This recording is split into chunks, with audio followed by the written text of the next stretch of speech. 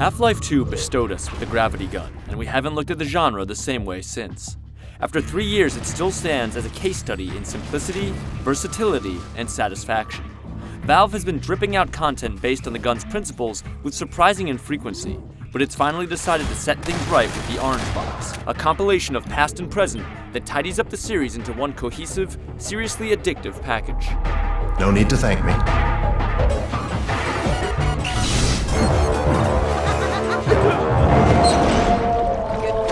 The Crib Notes version of Half-Life 2 is that humans have been imprisoned in what amounts to refugee camps in a destitute area dubbed City 17. You have chosen, or been chosen, to relocate. In the first sequel, Episode 1, scientific rump kicker Gordon Freeman escapes, but his fate is left a mystery. Episode 2, the lone new piece of story-driven content in the Orange Box, picks up right where Episode 1 left off. It's easily the most rewarding story of the lot, as long-held plans come to fruition. There are heartwarming moments and others filled with heartbreak. It's not the story itself that breaks new ground, but you immediately attach yourself to the lovable characters and ultimately care deeply about their fate. We scored.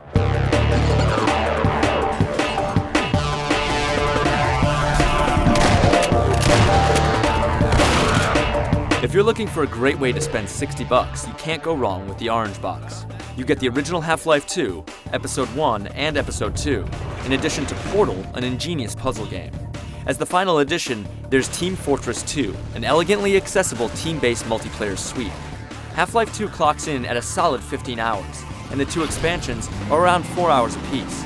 Tack on Portal's scores of stages and the near-endless fun of Fortress 2, and you begin to see how much entertainment value has been jammed onto the disc. Everything working all right? Portal makes use of a brand new gun. Very good. Fire it once to create the exit point, and fire it again to create the entry. It may seem simple, but the mind-bending ways it's incorporated into the level design will have you thinking in ways you never thought possible. We're talking about the next level of puzzle games, and it's just an extra in the Orange Box. Team Fortress 2 initially seems restrained. There are just 6 different maps, and you can only play a single team-based game variant on each one. It would definitely be nice to have more than one choice of maps for Capture the Flag, but after you spend some time with it, you'll realize that it's all about the available character classes and playing to their strengths. Mission begins in 10 seconds. There are 9 different classes in total, and each has different abilities that make them effective, yet they're versatile enough to play however you want and still have moderate success. The engineer can set up turrets and supply outposts playing a defensive game. Or he can use the turret in conjunction with the shotgun to push the battlefront forward and take a more offensive approach. The same goes for just about every class in the game.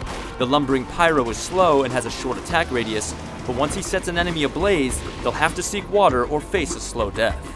The balancing of Team Fortress 2 is simply incredible, and no matter what kind of player you think you are, you'll find more than enough motivation to master each role.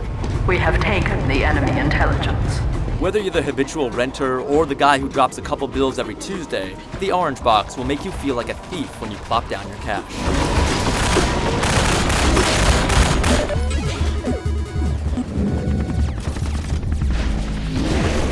Step on it, Gordon. Outwardly, Half-Life 2 and all of its offspring may seem like typical first-person shooters. They do, after all, have the usual lineup of armaments, including shotguns, machine guns, pistols, grenades, and the like. But the influence of the gravity gun cannot be overstated. You can conceivably complete most of these games without using a gram of gunpowder, simply picking up objects and hurling them at enemies. What makes this fun and rewarding is the physics. In all honesty, Havoc looks like a minor disturbance compared to the weight and inertia on display here.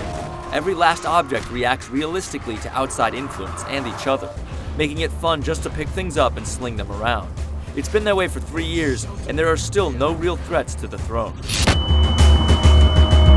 Episode 2 definitely takes a new angle on the series. Where Half-Life 2 is all about the gravity gun, and Episode 1 is all about fighting as a team, Episode 2 centers around an old, beat-up vehicle. Discovered fairly early in the game, the jalopy quickly becomes Gordon's most lethal weapon. You'll learn how to use it, or fail miserably. Team Fortress 2, where the real legs in this compilation lie, isn't without its issues.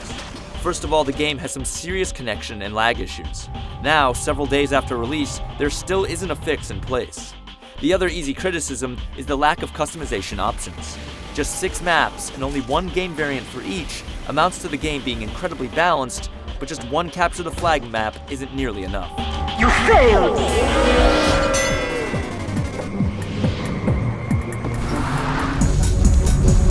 The source engine is becoming a little gray around the temples. The enemy models in particular are starting to look dated, and a lot of the textures break up when you get up close and personal. But for every knock on the game's visuals, there is something to make up for.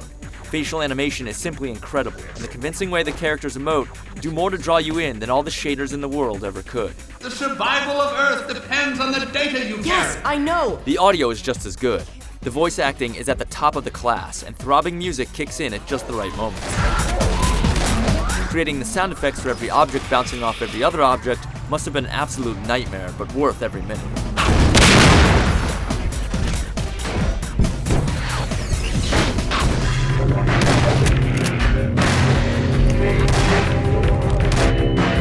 You're staring at the Walmart of video games. The orange box has everything you want, some things you didn't even think you wanted, and all of them at a great price.